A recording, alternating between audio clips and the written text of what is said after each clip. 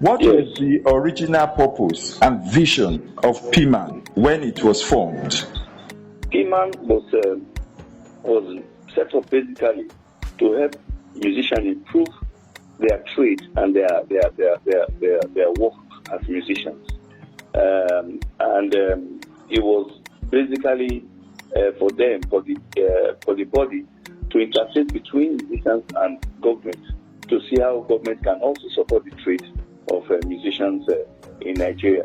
But it was registered as an employers association, not as a workers association.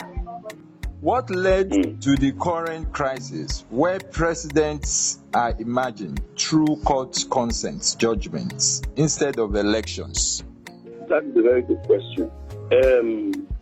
PMAN had succession of leadership from the time Sonny Ade became president as the first president of PMAN.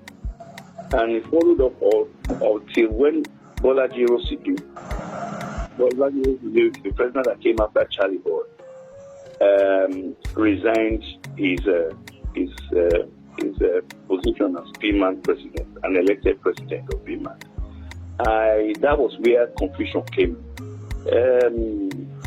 Mr. Kotu, who was his vice president, then requested that he would need somebody popular in the industry, strong and capable of leading, to come and take over that position. Since he was an engineer, he had been more into studio engineering and all of that. And that's how Dr. Timak came in as president. I think that was where the whole problem started. Going forward, there were issues, that followed up later because they thought the school of thought said PMAN did not contest an election, and how will he come there to become a president? But I think during the they later ratified that by following the constitutional needs, which was getting the state chapter to come and correct that particular lacuna that was there. Then after that, a lot of things started going on. All kinds of people came into PMAN. People who were musicians and those who were not musicians, known and unknown, and so on. There was so much confusion later because there was cases that went to court, which was a new thing that happened to PMAN. Dele Abiodun and all of that. It now got to a period where elders now said this was not going to be fine. So there was now a committee that was set up then. I was also a member of that committee. And at that point, the Ministry of Labour joined up with the union, PMAN, to settle the matter because there were about 5 or 6 factions at that time. They brought everybody together to say election with one body is the only thing that can settle the matter. This meeting we had with the then Minister of Labour and Employment, His Excellency Christopher Ngige, settled this whole thing. And we had an election in 2017. In 2017, we had an election and we had officers produced from that election. Kestin Okoro was the president that came out. In fact, in that election, Kestin Okoro and the Fruitful, who is also now the one holding the authentic court consent judgment, contested together. And it was a tie. Do you believe that to determine who the president was the toss of the coin? Because they repeated it about 3 times in that election. And they had the equal numbers of supporters. And at the point, we now took the point. So that was what determined who the president became. And I give it to Fruitful. He accepted and considered. And that was how we went. But 2 months after, Kestin Okoro resigned that appointment. I told you about the issues of resignation. And I will not forget to mention Preeti Okafor. Preeti Okafor has desperately been, in the matter of going to court to collect consent judgment. And in fact, when we were doing the DAO, his faction had a consent judgment that was repelled because the Nigerian the Ministry of Labour explained to all of us that before you even go to the industrial court, you have to come to the Labour Ministry to come for arbitration. It's only when the arbitration fails that you go on to court. But I tell you, up to today, nobody listens to all those steps that must be taken for court. You go to court. Anyway, all those ones passed. And while they were busy going up and down for the barrage of resignations that now came to PMAN, this man went to court again to go and collect another consent judgment. Preeti Okafor. Meanwhile, the man that was next to Kestin Okoro, Mr. Gbenga Palo, that one also took over and resigned. So it got to a point that the treasurer of the union, a man called Uncle P, they call him bombastic Uncle P, he now became the president of PMAN. Of course, people, members were not happy with that too. Because the first thing what should have happened naturally would have been that when these barrages of resignation were happening, there would have been a small, quick emergency meeting that would have called the states together so that we can fill those positions that were getting empty. But unfortunately, that did not happen. What really made it worse, Uncle P now passed on. Unfortunately, so rest in peace. So when he passed on, he now became like a sheep without shepherd. There was nobody ready to sell the cat, and a man called Baba Ray now stood in the gap to see what can happen for PMAN, and that's where all the problems started, and all the ugly heads started to come up. Now, when Preeti had this consent judgment that would last for 4 years, he came with instructions about what should happen. He also came with tenure because they said he had to be a tenure of 4 years. And certain things were supposed to be achieved within those 4 years, which will present to an election that will have everyone participate. But as I speak to you today, that did not happen until the expiration of Preeti's consent judgment. So, she fruitful had an election, and that election, even though some people kick against it and say it's not a proper election, but an election held, and he was thrown up as the president of PMAN on the lineage. You remember I told you about, say, he contested with Kestin Okoro on the proper lineage of the PMAN setting. And so when he came up, he also, as a means of protection, went to collect a consent judgment, which now superseded the expired one of Preeti Okafor. And that is where PMAN is today. And honestly speaking, if you ask my opinion, I would say I would prefer an election that would throw up a leader, a proper leader that was chosen by the wish of everybody, every musician.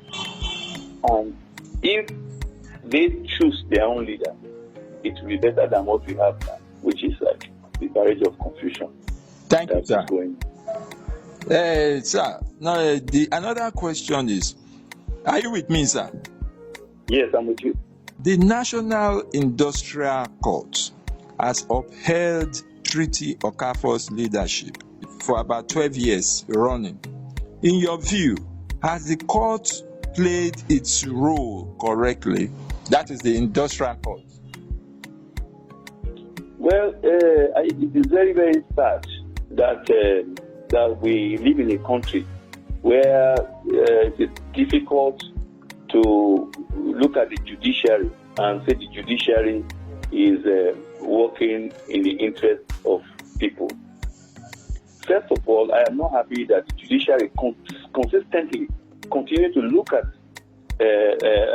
these things happen to a body and will not be able to even make out small time to check out what the body is really constituted of. PMAN has chapters in over 31 states of this federation. So if anybody even wants a consent judgment, it will be with the signature of every chairman in all the states of this federation to say we consent to have this fellow. But you don't have a few people who are even not members. They get themselves together, they go to a court, and they would wait the judge to think that they are true representation of PMAN. And at that level, they now empower them with a judgment from a court of competent jurisdiction to begin to oppress other members. In fact, if anything has happened to PMAN, it is the judiciary that kicks the PMAN, specifically the industrial court. It is very sad. The industrial court killed the growth of music in Nigerian musicians. It is very, very sad. It doesn't take rocket science for the judiciary to set in motion some bit of research to find out why is this happening and why is it this particular boy that comes every time, welding, going up and down, announcing that PMAN is private property. So the judiciary has to, at some point, look. I would like to appeal to the judiciary to do some research, especially when it concerns the management of a larger number of citizens, especially with a body like musicians' body. Which Okafor, cannot be the only one that will come and say you need a consent judgment. Whereas this body has competent people, it has elders. That's where you have the Sufi, that's where you have the Excomiate. That's why you have many, very, very popular and important personalities in the industry. So why will it be so difficult for the judiciary not to even look at it? Please, how many chapters do you have? Who were the former officers? Let them come and testify. Who are the elders in the industry to come and say one or two things about? Do you even know Preacher Okafor? Preacher Okafor was never really a member of PMAN. They called him to come and become president. And he came to become president of a body he never knew. Preacher is a businessman, a sharp marketer. So I give that to him. And he saw a situation where the opening gave him the opportunity to begin to do the industry the way it is. So what am I saying? I am trying to let you know that the judiciary itself should have been the saving grace for the musicians in Nigeria. Okay, thank you. The judiciary look at this whole thing. Something that's been coming for so many years. At least the judge will now say, what is really happening? Please, let us summon some elders that will come to court to let us know the true picture of what you have. And what would the judge have done? Will be you will have set a date and say, do an election on so and so date. Or give a time frame, no more than 6 months, for an election to happen. And this election will include 1, 2, 3, 4. All the state chapters in Nigeria, they will all be part of it. Okay. That's the only way you can settle it. So if the judiciary wants to help the PMAN, the judiciary should consult with some members of the industry and take advice on how this matter should start. The judiciary in Nigeria should make people happy, not create more problems. The PMAN is scattered because of all these consent judgment they are giving to people. 3 people come, 4 people come. They don't represent the industry. PMAN has a membership from over 32 or 33 states of the Federation. So how will 3 people come and maybe 6 people come and they say, oh, this is our leader, and you just give them a judgment of that. Okay. And they now hold back the lives of over 10,000 or more people. If a leader refuses to step down or allow a free and fair election, what is the right step PMAN members should take? If a leader decides not to step down, it will be because he has something he's relying on. A man who is holding a consent judgment that says be there for 4 years will be telling you, will be flagging it on your face that I have a judgment from the court of competent jurisdiction. So it will be to approach the courts or to talk with the Labour Ministry first, because the Labour Ministry is the authentic ministry that the court should have even taken advice from in the first instance. Because no case should even happen in the court without the court referring to the Labour Ministry to find out if these people coming have come for arbitration to show that they have waded into their matters and it was not resolved is the reason why they are coming here. But the Labour Ministry does not even play that role. Because I'm not even sure most of them even know that is the role the Labour Ministry should play. So it will be to go back to the Labour Ministry, and the Labour Ministry will now get back to the industrial court, who they are very aligned with, because they are all federal government agencies. So let them know that first of all, they should just close the PMAN. They should tell the industrial court to give a judgment to first of all nullify all forms of consent judgments that people have. And if that one happens, then the court also will announce that there should be not a caretaker committee, there should be an electoral committee formed from all the states that are existing. And that electoral committee will now conduct an election within a time frame. It should not even be more than 4 months or 6 months. And that's the only way that I think, because if you go and meet an individual, it will take a life hard. So, I really feel for what you're doing. Let me drop my consent judgment. Even if that one drops the consent judgment, you don't know what the other person will do. So that's why I will say Ministry of Labour or the Minister of Labour and Employment should be involved with it and let the minister help to consult with the judge of the industrial court to let him know the problems we are facing, so that they can factor out how resolutions can come from this. Now, why do you think respected pioneers like King Sunny Ade, Emma Ogosi, Oris Weleki, T-Mac, Shina Peters, Tony Okoroji, and Charlimo seems silent at this critical time? Why they are silent is because there's nothing they can do. The only people you can talk to are people who are willing to listen. What do you want Charlie Boy or Tony Okoroji or Benzabi or our elder King Sunny Ade? What do you want to be telling people that people will listen to? Or Chifu? These were not people who were there actively before. They didn't meet people. They don't know them. And so that people basically believe that it is their worst position that is making them become the leaders of PMAN. Okoroji did not have a penny. He was an assistant producer in PMAN. What Okoroji had was ideas, and he was also a focused leader. He had no money of his own, but he brought his wealth to PMAN because he used his intellect and his disposition as a person who could show musicians the way to achieve what we achieved. Do you remember that he was the one that got the land for PMAN, the land that they are selling now? He got it not because he went to beg for it.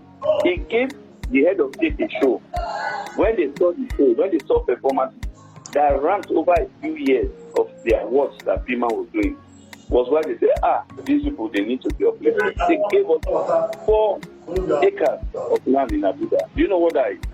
And that was not because he was a rich man. But we can't believe that those who should lead them to be rich people. And that's where we have found ourselves today. So when you say Sonia, they talk to Pretty over what we Pretty be able to understand about say they are even elders, they can't understand that. You know, they're talking about themselves and their capacity and their capability. Yes. So, the leaders, I'm just trying to say that elders are not able to even do anything because the way they're taking it, they're taking it too far. The elders never went to court against themselves. They never, all things that we are seeing now, they are new things to PMAN, the music industry. No musician goes to go to court and say he must rule me by force. Pretty cannot be my president. No way. Not with the consent judgment. It will be paper that keeps him for room. Nobody can lead me with consent judgment. I will choose you because you have told me that you have capacity to lead. Okay, sir. And if you don't have that capacity, then sorry, I will not even choose you.